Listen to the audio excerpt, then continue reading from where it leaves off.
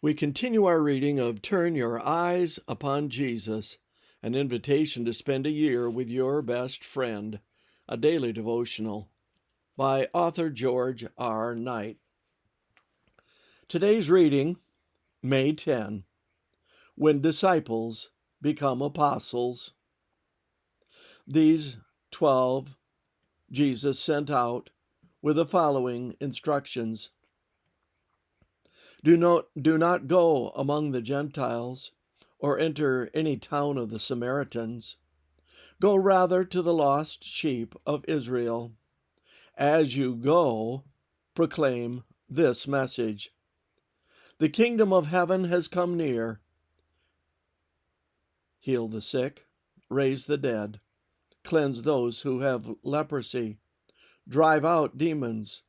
Freely you have received, freely give. Matthew 10:5-8.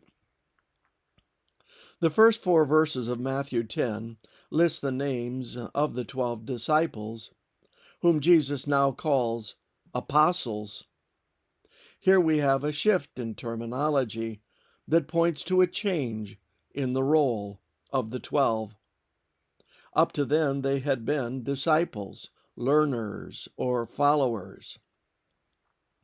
But now Jesus identifies them as apostles, from the Greek apostolos, meaning one sent as a messenger. It is one thing to be a follower of a person with a message, but quite another to receive the responsibility of being the messenger. Prior to this time, the 12 have been like passengers in a car. Now Jesus is handing them the keys. And just as riders often don't pay much attention to exactly how things are done in varying circumstances, when to make this turn and that, and thus need a bit of careful instruction by their parents before they set out on their maiden voyage, so it is that Jesus has some very definite counsel on how the 12 should carry out their mission. First, he counsels, stick with Jewish audiences. Don't even attempt to go to the Samaritans or Gentiles.